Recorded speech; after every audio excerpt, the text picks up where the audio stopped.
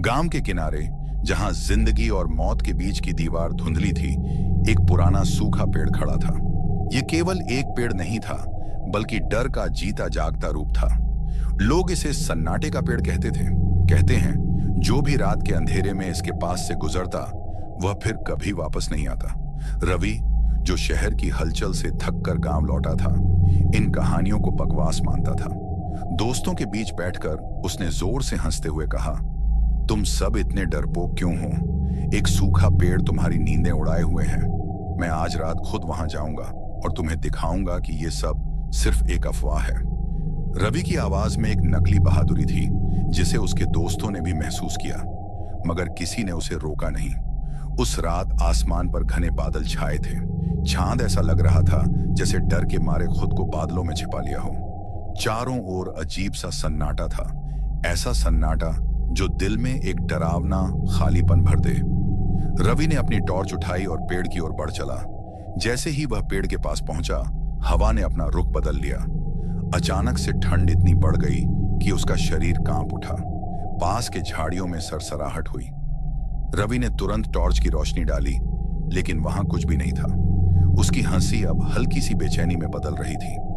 पेड़ करीब आते ही रवि ने उसकी खाल पर गहरे और अजीब खरोंचें देखी, जैसे किसी ने गुस्से में उसे नोचा हो।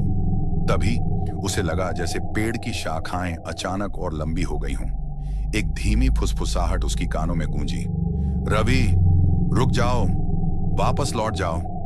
उसके शरीर में सिहरन दौड़ गई।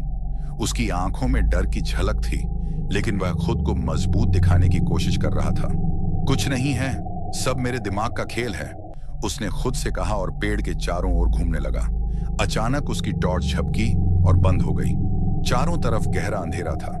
उसकी सांसें तेज हो गईं। उसे महसूस हुआ कि पेड़ की शाखाएं उसके सिर के ऊपर झूल रही हैं, जबकि हवा पूरी तरह स्थिर थी। और फिर एक गहरी भयानक आवाज ने उसकी हिम्मत को चकनाचूर कर दिया। यहां क्यों आए हो? रवि ने भागने की कोशिश की, लेकिन उसके पैर जमीन से चिपक गए। पेड़ की जड़ें जमीन से बाहर निकलकर उसकी ओर बढ़ने लगीं। उसने मदद के लिए चीखने की कोशिश की, लेकिन उसकी आवाज गले में ही घुट कर रह गई। आंखों के सामने धुंध छाने लगी। उसकी पूरी जिंदगी मानो एक पल में उसकी आंखों के सामने से गुजर गई।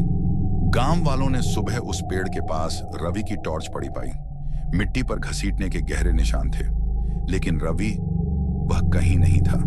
उस दिन से जब भी कोई पेड़ के पास से गुजरने की कोशिश करता, उसे एक दर्द भरी फुसफुसाहट सुनाई देती, रुक जाओ, वरना तुम भी मेरी तरह खो जाओगे। अब उस पेड़ की शाखाएं और भी डरावनी लगती हैं, मानो किसी और को अपने आगोश में लेने के लिए तड़प रही हों।